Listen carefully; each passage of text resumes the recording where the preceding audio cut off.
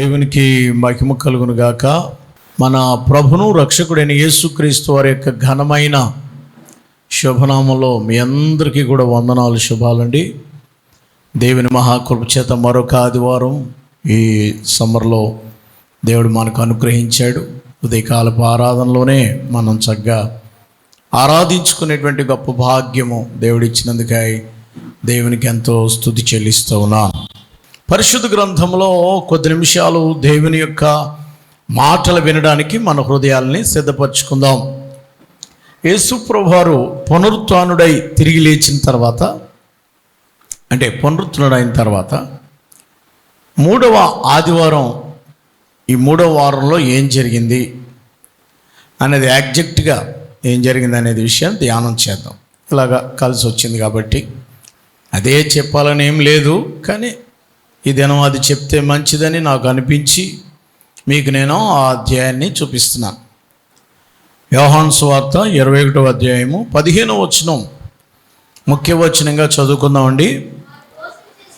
వారు కడుపు నిండా భోంచేసిన తర్వాత యేసు సీమోను పేతురును చూచి, యోహాను కుమారుడు అయిన సీమోన్,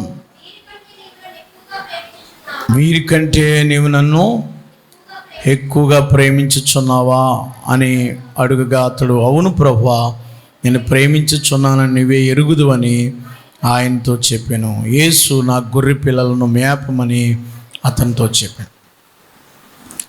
పేతురు గారి గురించిన మాట ఇక్కడ రాయబడి ఏంటంటే, పేతురు గారు యేసు ప్రభువారి యొక్క శిష్యుల్లో చాలా ముఖ్యమైన శిష్యుడండి. అంతా ప్రిపేర్ చేసి తయారు చేసి 12 మంది శిష్యులు తయారు చేసుకుని అంత ప్లానింగ్ చేసి ఆయన చనిపోయి 3వ దినాన్ని తిరిగి లేచి వాళ్ళకి కనబడి 2-3 సార్లు నేను వెళ్తున్నాను పని చేయండిరా అంటే చిన్న పొరపాటు చేశారు. అది ఈవేళ మనం చెప్పుకుంటాం. విశ్వాస అయిన వాడు తప్పకుండా జారిపోతాడు. అంటే జారిపోతాడు అన్నాడు పాస్టర్ అన్నాడు, ఇంక మనం అత్తమడి జారిపోదాం అనుకోకండి. జారిపోయే అవకాశం ఉంది. జారిపోడు అనేది ఏం గ్యారంటీ లేదు. రెండవది ఏంటంటే, జారిపోతే దేవుడు వదిలేస్తాడా? వదలడు, పట్టుకుంటాడు. ఇది మనం ధ్యానం చేస్తాం. యేసు ప్రభువారు చాలా సమయాల్లో పేతురు గారిని, ఆయన పేరు Simon, son of John, Simon. సీమోను యోహాను కుమారుడు అయినటువంటి సీమోన్, ఆయన పేరు అది. కానీ దేవుడు ఏం పేరు పెట్టుకున్నాడంటే, ముద్దు పేరు పెట్టాడు దేవుడు. సీమోను గారికి ముద్దు పేరు ఏం పెట్టాడంటే పెట్రోస్ అన్నాడు. హిబ్రూ ఆ పదంలో, అరబిక్ భాషలో పెట్రోస్ అంటే బండోడా అని అర్థం. ముద్దు పేరు అనమాట, బండా అని పెట్టాడు. రాక్ ఇంగ్లీష్లో. మనకు బాగా కావాల్సిన వాళ్ళకి కొన్ని పేర్లు పెడతాం. బండోడా, పొట్టోడా, బక్కోడా, బక్కిదానా, లడ్డు, ఇలా అంటారు కదా, ఎల్డి లడ్డుగాడు, లేకపోతే ఇలాంటి పేర్లు పెడతారు. అంటే ఎప్పుడు పెడతారు? బాగా కావాల్సి వచ్చినప్పుడు మనం అలా పిలుస్తాం. వీడు బాగా మండోడు, లేకపోతే వీడు ఏదో పేర్లు ఉంటాయి. ఇక్కడ ఉన్న వాళ్ళందరికీ ఏదో నిక్నేమ్ ఉంటుంది, ఉండదా? మీ చిన్నప్పుడు మీకు ఏదో పేరు పెడతారు కదా, ఏదో పేరు ఉంటుంది మీకు, నిక్నేమ్ అంటారు దాన్ని. అది ఎవరు బాగా పిలుస్తారంటే, ఫ్రెండ్స్ బాగా తిక్కని తిని పిలిస్తేనే ఆడు అలాగ ఇష్టపడతాడు. మిగిలిన వాళ్ళు బయట వాళ్ళు పిలిస్తే, ఎలా కనపడుతుంది నీకు, పేరు లేదా నాకు, పెట్టావు ఆ పేరు అంట, ఒప్పుకోరు ఆ పేరు. ఆ నిక్నేమో బాగా కలిసిమెలిసి బాగా తిక్కని తినంట, కలిసిమెలిసి ఒకే చొక్కా, ఒకే మంచం, ఒకే కొంచెం, ఒకే గిన్నె అన్న వాళ్ళు మాట్లాడుకుంటారు అయ్యి ఆ పేరు. యేసు ప్రభువారు పేతురు గారిని పిలిచిన వెంటనే ప్రేమతో పెట్టిన పేరు ఏంటంటే, యోర్ రాయి కేఫా, బండ నీ పేరు, నువ్వు బండోడురా అన్నాడు. ఎందుకు యేసు ప్రభు ఆ పేరు పెట్టాడంటే, దేవుడు అతనిలో చూశాడు, ఇతనిలో చాలా బండతనం ఉంటుంది, చాలా రెడికల్గా పనిచేస్తాడు నా కొరకు. అతను భయమైన పిరికుడండి. యేసుప్రభుని ఎరగనన్నాడు, గాలి చూసి వెళ్ళిపోయేవాడు. కానీ దేవుడు అతనికి ఏం పేరు పెట్టాడంటే, నీవు బండవి. దేవుడు మనలో ఉన్నటువంటి ఏదైతే మనం భయస్థులం అయితే ధైర్యవంతుడు అంటాడో, బలహీనం అయితే బలార్జుడు అంటాడు, చేతకానోడు అయితే చేతనైనోడు అంటాడు, పనికిమాలినోడిని పనికొచ్చేవాడు అంటాడు. అది దేవుడు పిలిచేది. నేను ఎందుకు చేతకానోడిని, నేను బలహీన్ని, నేను చాలా ఎన్నికలేని దాన్ని అనుకుంటే నువ్వు కావాల్సినోడు అంటాడు దేవుడు. యేసుప్రభువు వారు పేతురు గారికి పెట్టిన పేరు ఏంటంటే బండ అని పేరు పెట్టారు కదా. బండ అని పేరు పెట్టగానే చాలా అన్యోన్యత ఏర్పడింది. పేతురు గారిని వల వేసేటప్పుడు పిలిచాడు.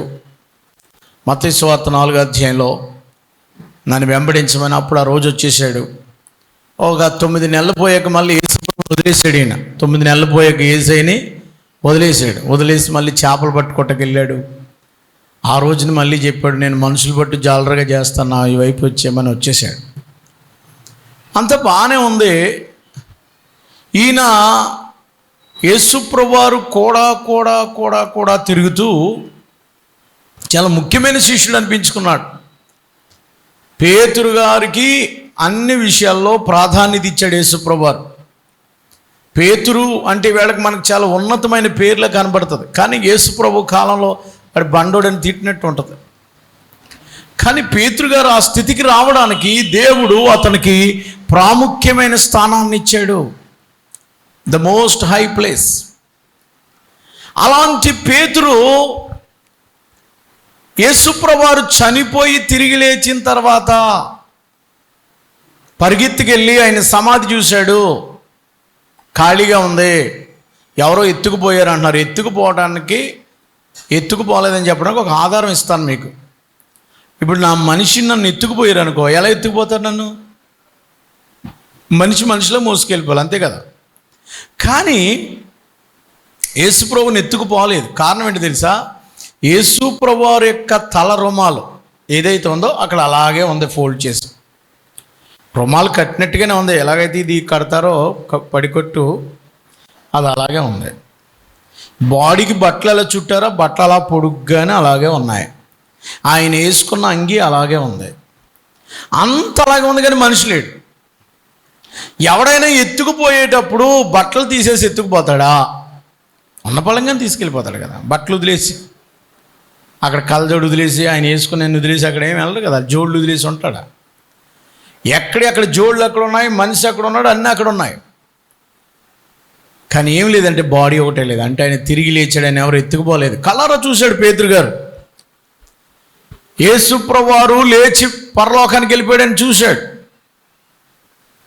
అదే రోజుని ఆదివారం సాయంకాలం గదిలో ఉన్నప్పుడు మగ్దలేని మరి అన్నయ్య, పేతురు అన్నయ్య, నేను యేసయ్యని చూశాను అన్నయ్య అంటే, సర్లే అమ్మ చెల్లెమ్మ అన్నాడు. ఆ సాయంకాలం ఆదివారం సాయంత్రం అందరూ 12 మంది 11 మంది 10 మంది కూర్చుంటే ఆ రాత్రి రివ్వున వచ్చేసాడు వాళ్ళ మధ్యకి. వచ్చితే భయపడుతుంటే రొట్టె విరిచి తినండి నేనే యేసుప్రభుని అని చెప్పాడు. సంతోషించారు. యేసుప్రభు లేచాడు. మరలా నెక్స్ట్ వీక్ మొన్న సండే పునరుత్థానమైనటువంటి 2వ ఆదివారం రోజున తోమా లేడని, తోమా ఉన్నప్పుడు 11 మంది ఉన్నప్పుడు మళ్ళీ వాళ్ళ మధ్యకు వచ్చి వాళ్ళకి కనబడి, తోమా నా గాయాన్ని చూస్తాను కదా, చూడు ఇదిగో అని చూపించాడు. గాయాలు చూశాడు ఆయన. అప్పుడు మళ్ళీ భోంచేశాడు. సమాధానం షాలోమ్ అంట విన్నాడు. 2 సార్లు చూశాడు. 3వసారి ఖాళీ సమ్మత్ చూశాడు. ఇన్ని చూసిన పేతురు, పాస్టర్ గారు ఇవన్నీ ఎందుకు చెప్తున్నారంటే, ఇన్ని చూసిన పేతురుని దేవుడు 3వసారి కనబడి ఒక మాట అడుగుతున్నాడు. 3వసారి కనబడ్డాడు ఆయన. ఎక్కడ కనబడ్డాడు? తిబేరియా సముద్ర తీరాన్న కనబడ్డాడు. తిబేరియా సముద్ర తీరాన్ని కనబడ్డాడు. చాలామంది జనం ఉన్నారు.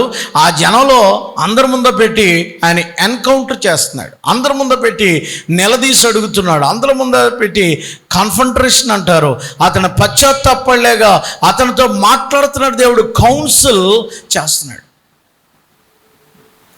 ఈ మధ్య ఉదయకాల సమయంలో దేవుడు నీతో మాట్లాడుతున్నాడు. ఏమన్నా తెలుసా? పేతురు,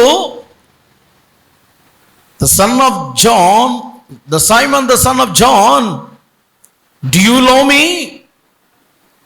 మోర్ దెన్ దీస్? నీవు నన్ను ఎక్కువగా ప్రేమిస్తున్నావా? వీటికంటే నీవు నన్ను ఎక్కువగా ప్రేమిస్తున్నావా? పేతురు, do you love me? Is really? నువ్వు నన్ను ప్రేమిస్తున్నావా? ఈ క్వశ్చన్ నీ మీద పడుతుంది. యేసు ప్రభువారు ఈ ఉదయకాలపు ఆరాధనలో నేను అడుగుతున్నాడు, నువ్వు నన్ను ప్రేమిస్తున్నావా? నిజంగా నువ్వు నన్ను ప్రేమిస్తున్నావా? అగాపే, మనకు తెలుగులో ఒకే పదం ప్రేమకి. ఇంగ్లీష్లో, ఇంగ్లీష్ కాదు, హిబ్రూలో లేదా అరబిక్లో యేసు ప్రభు అన్నదని డూ యూ అగాపే అని అడిగాడు. అంటే నువ్వు నన్ను ప్రేమిస్తున్నావు అంటే స్వచ్ఛమైన, త్యాగపూరితమైన, మచ్చమరకలైన అగాపే. అది దైవ ప్రేమకు సాదృశ్యం. పేతురు గారు ఏం ఆన్సర్ ఇచ్చాడంటే, నీకు తెలుసు ఫిలియో అన్నాడు. నీకు తెలుసు ఫిలియో అంటే ఏంటంటే, ఫిలియో అంటే ఈ ఫ్రెండ్స్ మధ్య జరిగే ప్రేమ. ఆ ప్రేమతో నేను ప్రేమిస్తున్నాను, నీకు తెలుసు అన్నాడు తప్ప ఫిలియో వాడాడు. కానీ యేసు అడిగింది అగాపే. తేడా ఉంది అక్కడ. స్నేహితుల మధ్య ప్రేమ కాదు ఆయన అడిగింది. అయ్యా అమ్మా, మీరు యేసయ్యను ప్రేమిస్తున్నారా? దేవుడిచ్చిన మొట్టమొదటి ఆజ్ఞ ఏంటంటే, నీ పూర్ణ హృదయముతోనూ నీ పూర్ణాత్మతోనూ నీవు నన్ను ప్రేమించాలన్నదే. ఏమన్నా మీరు ప్రేమిస్తున్నారా యేసయ్యని? ఇది ఈ క్వశ్చన్ పడిపోయింది వీళ్ళకి. పేతురు గారికి ఫస్ట్ క్వశ్చన్ పడిపోయింది, నువ్వు నన్ను ప్రేమించగలుగుతున్నావా? ఏంటి సార్, ప్రేమిస్తే ఎంత దూరమైనా వెళ్తా, ప్రేమిస్తే ప్రాణం ఇస్తా, డైలాగులు వినలేదు మనం. ప్రేమిస్తే ఎంత దూరం వెళ్తా, ప్రేమిస్తే ప్రాణమైనా పెడతా, ప్రేమిస్తే దేన్నైనా ఎదిరిస్తా, ప్రేమిస్తే ఎంతకైనా తెగిస్తా. అందుకు అడిగాడు దేవుడు, నువ్వు నన్ను ప్రేమిస్తున్నావా అని. ఇవన్నీ ఉన్నాయి నీలో. పైకి ప్రేమిస్తా నిన్నే నా యేసయ్యా, ఆ పాట పాడడం కదా. నిజంగా ప్రేమిస్తున్నావా? ప్రేమిస్తా నిన్నే నా యేసయ్యా.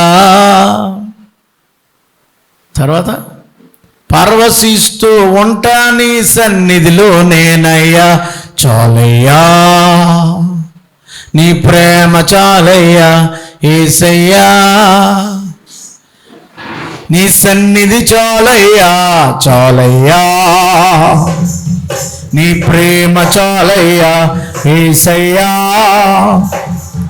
నీ సన్నిధి చాలయ్యా. ప్రేమిస్తా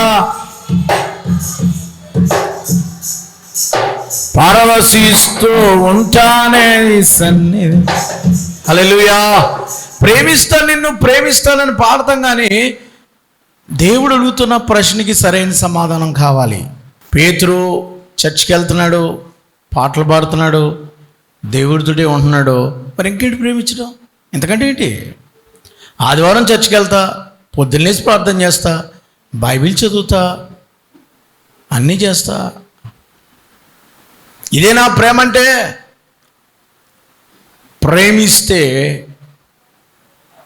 ప్రేమిస్తే ఎంతకైనా తెగిస్తా. అప్పుడు పేతురు నీకు ప్రశ్న అడగాలి. కారణం ఏంటంటే, పేతురు నువ్వు నిజంగా నన్ను ప్రేమిస్తే, అమ్మా ఈ కూటంలో ఉన్న మీరు అందరూ నిజంగా యేసయ్యని ప్రేమిస్తే, దేనికంటే more than dash, more than dash, ఏమో నాకు తెలియదు, ఆ డాష్లను పెట్టుకో, దానికంటే మోర్ దాన్ డాష్, ఇంతకంటే ఎక్కువ నన్ను ప్రేమిస్తున్నావా? మోర్ దాన్ డాష్లో ఏంటి? ఆదివారము కూలి పని కంటే ఎక్కువ నన్ను ప్రేమిస్తావా? ఆదివారం పని వస్తే పనికి వెళ్తావా, చర్చికి వస్తావా? పని కంటే ఎక్కువ నన్ను ప్రేమిస్తావా? క్వశ్చన్ అడుగుతున్నాడు యేసు. చెప్పండి, మాట్లాడాడమ్మా. పని తగిలింది, వేళ రొప్పల పని తగిలింది, రాకపోతే ఎవరో పని కంటే యేసయ్యని ఎక్కువ ప్రేమిస్తారా? పేతురు, మీరు అందరూ ఇక్కడ మీరు పేతురులేనా? చెప్పండి, ప్రేమిస్తారా? పేతురు ఏమన్నాడు? అవును ప్రభువా, నేను నిన్ను. మీరు ప్రేమిస్తారా నన్ను అడగండి అని అడుగుతుందని చెప్పండి. మీరు ఆదివారం పని తగిలితే పనిని ప్రేమిస్తారా, యేసయ్యని ప్రేమిస్తారా? పని కంటే, వీటికంటే, పని కంటే నువ్వు నన్ను ఎక్కువగా ప్రేమిస్తావా? మాట్లాడలేదండి, లేట్ అయిపోతుంది, నాకు రైలు పరిగెడుతుంది వెనకాల. పని కంటే మేము యేసయ్యని ఎక్కువ ప్రేమిస్తున్నాం, దేవునికి స్తోత్రం చెప్పండి. అంటే పనే ప్రేమిస్తారు చాలామంది. పనే ముఖ్యం. డాష్. డబ్బు కంటే నన్ను ఎక్కువ ప్రేమిస్తావా? మోర్ దాన్ డాష్ అంటే డీజ్ అంటే అక్కడ మోర్ దాన్. యేసయ్య అడుగుతున్నాడు, వీటికంటే, డబ్బు కంటే ఎక్కువగా నన్ను ప్రేమిస్తావా? మరి అంటేనండి, డబ్బులు అంటేనండి 2,25,00,000 దొరికాయండి నిన్న. 2,25,00,000 అంట. చర్చ అవ్వట్లేదా? ఎవరికైనా 10 మందికి కొటేషన్ సరిపోయిన ఆ పాస్టర్ గారు ఏంటి ఇలా చేశాడు అనిపించింది అక్కడ. మతి లేదు అడిగే.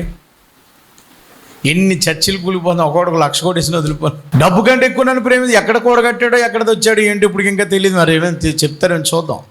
వీటికంటే ఎక్కువగా నన్ను ప్రేమిస్తారా మీరు డబ్బు కంటే? చిచ్చి, డబ్బు ముఖ్యమా, దేవుడు ముఖ్యమా?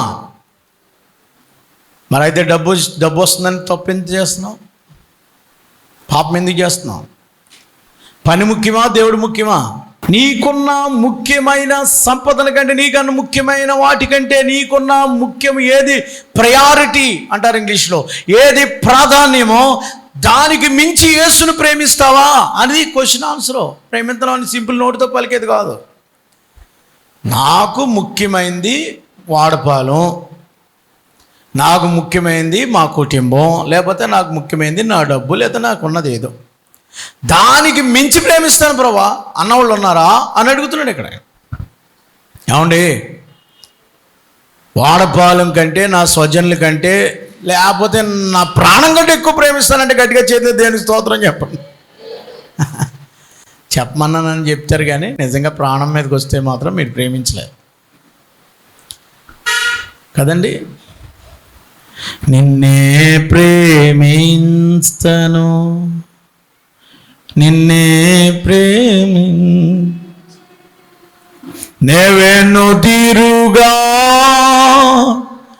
నీ సన్నిధిలో మోకరించి నీ మార్గములో సాగేదా, నిరసించగానే సాగేదా, నో టర్నింగ్ బ్యాక్. నీ సన్నిధిలో మోకరించి సాగేదా, సాగేదా, నెవెనుదిరుగా, నెవెనుదిరుగా. హల్లెలూయా. ఎందుకు యేసు ప్రభు పేతురుని ఇలా అడిగారంటే, వీటికంటే అనే పదం దేనికోసం అడిగాడంటే, ఫిషర్ కంటే, ఫిషింగ్ కంటే నన్ను ఎక్కువ ప్రేమిస్తావా? పేతురు గారు ఏం చేశారంటే, యేసు ప్రభు మొన్న ఆదివారం కనబడ్డా, జస్ట్ బుధవారం రోజున ఏమన్నాడంటే, ఆ వెనకాల 10 మంది ఉన్నారు కదా, ఈయన వెనకాల. పేతురు గారు ఇప్పుడు బాసు, యేసు ప్రభు వెళ్ళిపోయిన తర్వాత అన్న ఏం చెప్తాడని చూస్తున్నారు వీళ్ళు. అన్న ఏమన్నాడంటే, ఒరే 10 రోజులు అయిపోయింది, ఇక ఏం కనబట్టలేదు మనకి, నేను మళ్ళీ చేపలు పట్టుకోవటానికి వెళ్ళిపోతున్నాను అన్నాడు.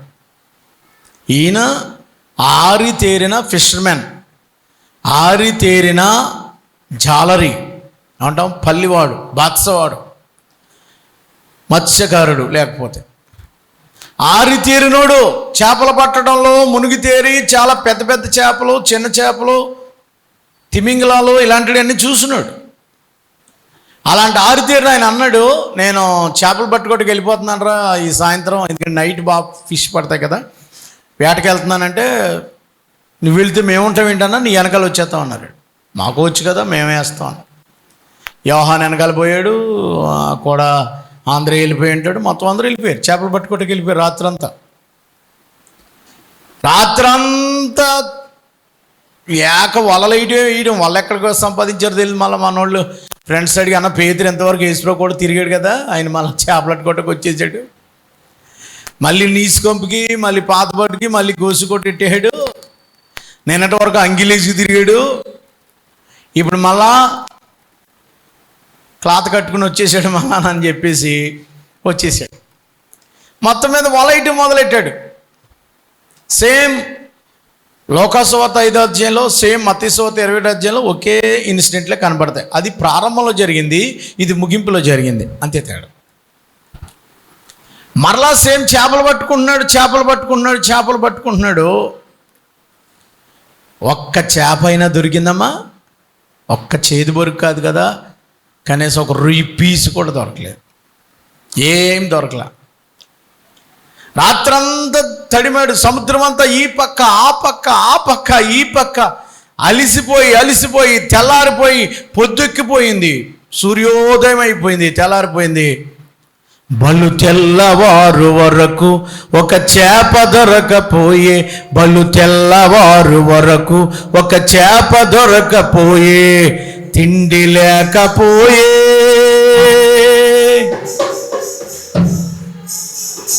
నిదుర లేకపోయే. బళ్ళు తెల్లవారు వరకు ఒక చేప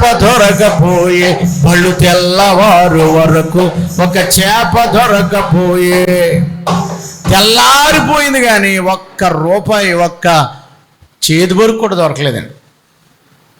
వినండి, దీంట్లో పాఠం ఒకటి నేర్చుకోవాలి. మీరు ఎక్కడ చూస్తారంటే 21వ అధ్యాయం. అటు తర్వాత యేసు తిబెరయ సముద్రమున శిష్యులు మరలా తను ప్రత్యక్షపరచుకుని, ఆయన తను ప్రత్యక్షపరిచిన విధం ఏదనగా, సీమోను పేతురు, దిదిమానబడిన తోమ, గలిలయలోను కానాను ఊరు వాడిన నతానియేలు, జెబెదయి కుమారులు, వీళ్ళంతా మొత్తం 7.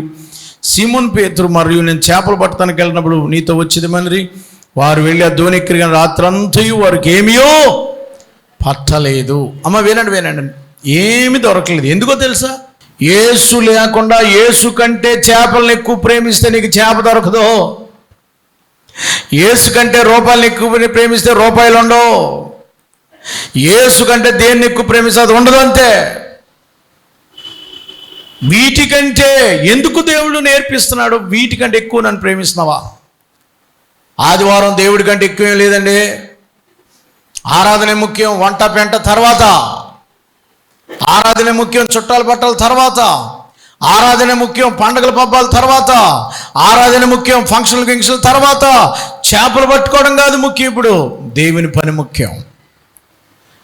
ఏది ముఖ్యం? నువ్వు దేన్ని ఎక్కువ ప్రేమిస్తున్నావు? నీకున్న దానికంటే, నీ నిద్ర కంటే, నీ ఆరోగ్యం కంటే, నీ సమస్తం కంటే ప్రభువుని ఎక్కువగా ప్రేమించేవాడే దేవుని కొరకు పని చేయగలడు.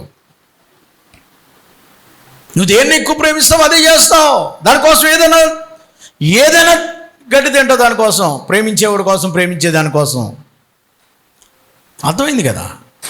యేసు ప్రభువుని ఎక్కువగా ప్రేమిస్తున్నాడు కాబట్టి ఇప్పుడు అడుగుతున్నాడు, నువ్వు నన్ను ఎక్కువగా ప్రేమిస్తున్నావు యేసు ప్రభు. కారణం ఏంటంటే ఈయన చేపలట్టుకోటికి వెళ్ళిపోయాడు, ఒక్క చేప కూడా దొరకలేదు.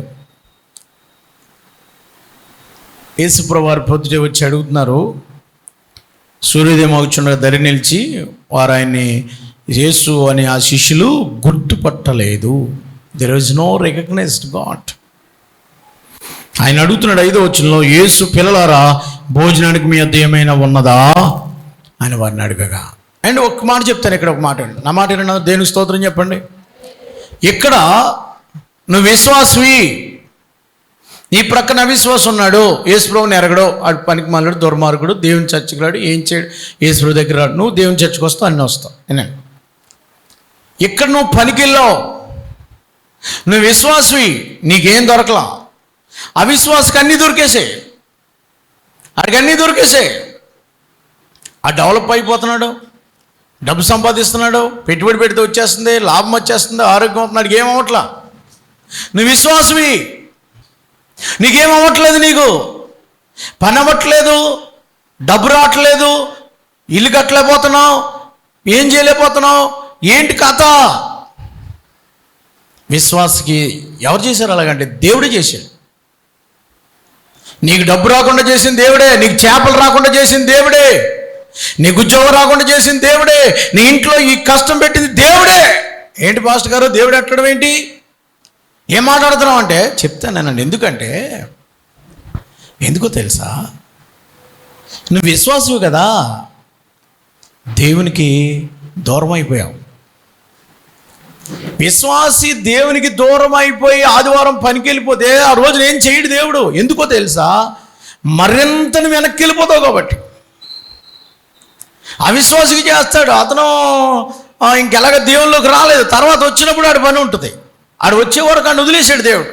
నువ్వు దేవుని బిడ్డవై ఉండి పాపంలో పడిపోతే, జారిపోతే, దూరం అయిపోతే నీకు మేలేలా చేస్తాడు. జరగకుండా చేసింది ఆపింది, అందరికీ లోన్ వస్తుంది, నీకు రానివ్వలే. అందరింట్లో సమృద్ధి కొంటే నీకు లేకుండా చేశాడు, దేవుడే చేశాడు. ఎందుకనంటే ఎక్కడో దేవునికి నీకు తేడా కొట్టింది.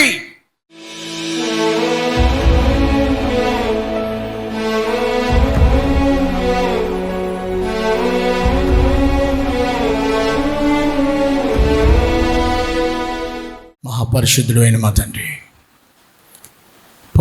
పేతురు గారిని డైరెక్ట్గా అడిగావు, వీటికంటే నువ్వు నన్ను ఎక్కువగా ప్రేమిస్తున్నావా? అవును ప్రభా, ఈ లోకంలో ఉన్న వాటికంటే, ఈ లోకంలో ఉన్న దానికంటే మాకు ముఖ్యమైనది ఏమీ లేదు. మీరే, మీ పని ముఖ్యం, మీరు ఏం చేయమంటే అది ముఖ్యం. మీరు లేకుండా మేము ఎక్కడికి వెళ్ళినా పిత్త పరుగు కూడా దొరకదు నాయన, మీరుంటేనే.